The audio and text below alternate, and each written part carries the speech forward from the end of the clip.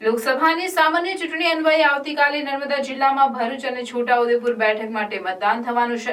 ત્યારે આ માટે જિલ્લા ચૂંટણી તંત્ર દ્વારા કરાયેલી તૈયારી અંગે કલેક્ટર શ્વેતા તેવતિયાએ માહિતી આપી હતી।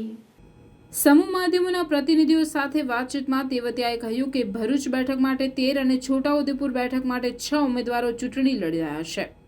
ગત એપ્રિલ માસની સ્થિતિએ 4.61 લાખ મતદારો નોંધાયા છે। તેમાંથી 15,436 મતદારો પ્રથમ વખત મતદાન કરશે।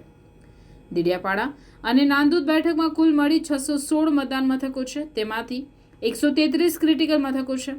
309 મતદાન મથકો પર વેબકાસ્ટિંગ કરવામાં આવશે। 24 શેડો એરિયાના મથકમાં વોકી ટોકીની સુવિધા રાખવામાં આવે છે। 616 મતદાન મથકો ઉપર 3080 મતદાન કર્મીઓ, 544 સુરક્ષા કર્મીઓ ફરજ બજાવશે।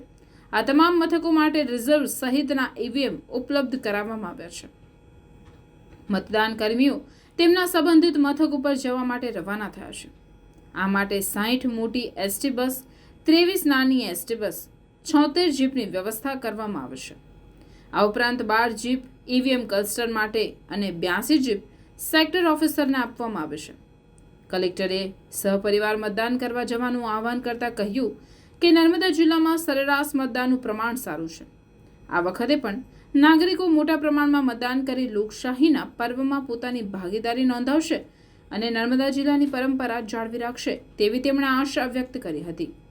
જિલ્લા પોલીસ વડા પ્રશાંત સુંબીએ સુરક્ષા વ્યવસ્થાની મહત્વપૂર્ણ જાણકારી આપી હતી અને તમામ મતદાન મથકો પર પૂરતા પ્રમાણમાં સુરક્ષા કર્મીઓ ફરજ બજાવશે।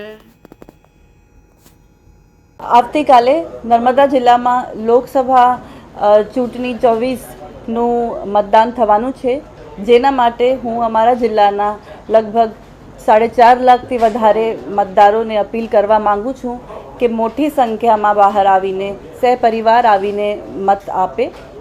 સાથે કાલે હીટવેવની પણ આગાહી છે, તો હું બધાને વિનંતી કરું છું કે સવારે 7 વાગ્યાથી જે મતદાન થવાનું છે એમાં ભાગ લે અને સાંજે 6 વાગ્યા સુધી એ પતાવી દે। हमारे यहाँ खास आकर्षण રહેશે हमारा मतदान मॉडल मतदान मथकों જેમાં ये एसओयू खाते एकता नगરમાં जंगल सफारीની થીમ પર ये એક ખાસ મતદાન મથકનું આયોજન કરવામાં આવ્યું છે અને એક બહુ સરસ એક એટ્રેક્શન અમારા यहाँ રહેશે। બીજી બાજુ ડેડિયાપાડામાં પણ એક ટ્રાઇબલ થીમનો ખાસ મતદાન મથકની વ્યવસ્થા કરવામાં આવી છે। બાકી તંત્રના તરફથી બધી રીતે બધી તૈયારીઓ કરવામાં આવી છે અને લાસ્ટમાં હું બધાને કહું છું કે એ લોકશાહી લોકતંત્રનું જે પર્વ છે એમાં ભાગ લે અને નર્મદામાં સૌથી વધારે વોટિંગ થાય અને અમે દર વર્ષની જેમ ટર્નઆઉટમાં આગળ રહીએ એ મારી આશા છે।